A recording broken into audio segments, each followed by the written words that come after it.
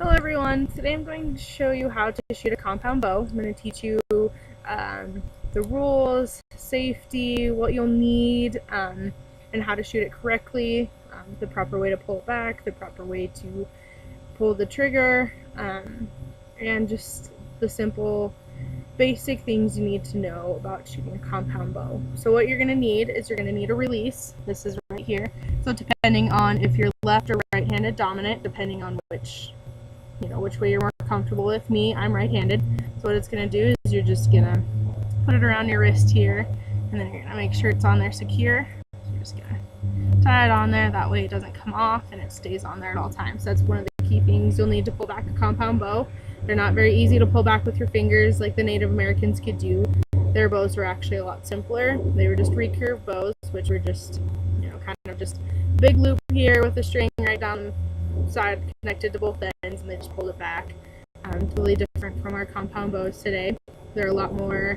Compound bows today are a lot more advanced. They shoot faster, more accurate, and they're just a totally different type of shooting compared to what the Native Americans did back in the day. What you're going to need also is some arrows. I have two here today to show examples on how to shoot.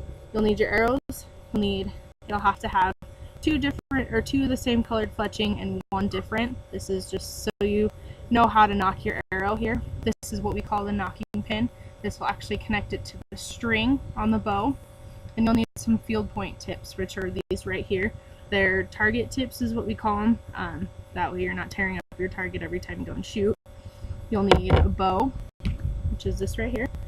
And this here is your sight. It's got different pins on it. Each pin is a different yardage.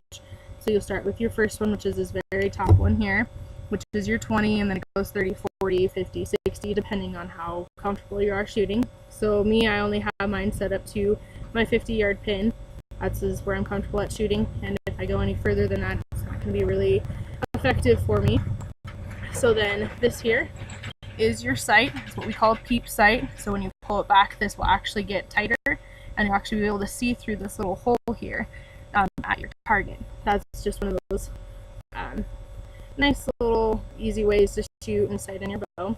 This here is for your release. You'll connect your release to it, and it helps you give leverage to pull back your bow. Also right up front here we have what we call a riser.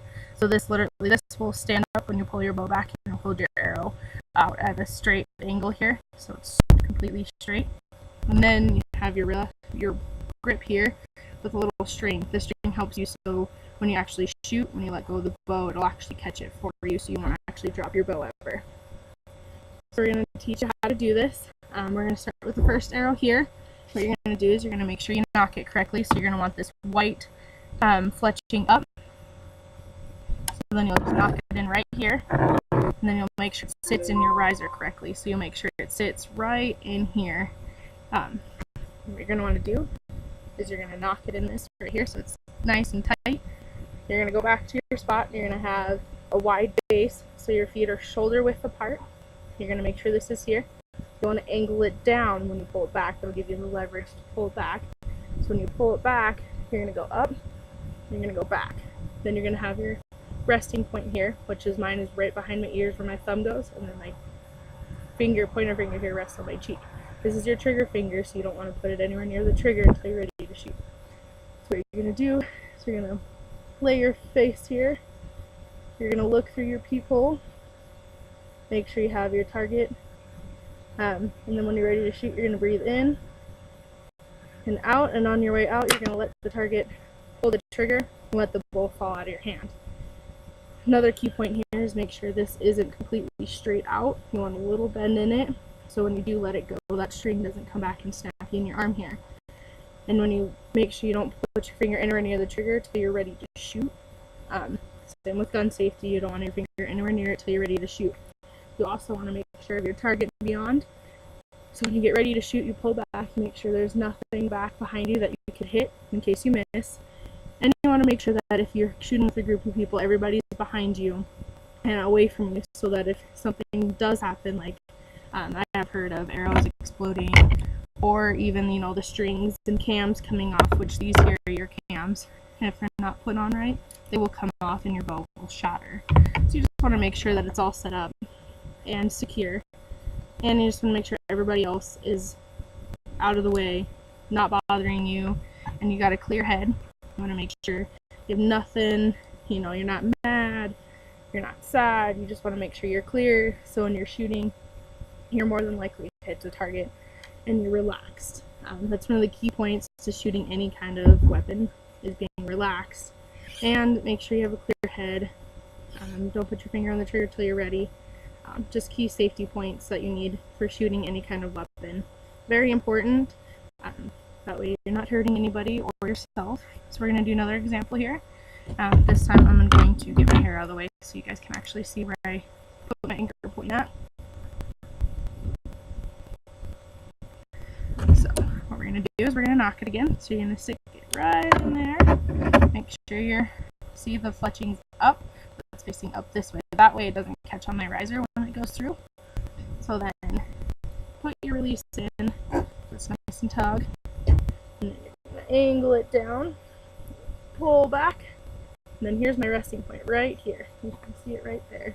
See, I just pointed it that way. It's bad. Make sure you just keep it right in that same spot every time. That way you know you're shooting the same way each and every time.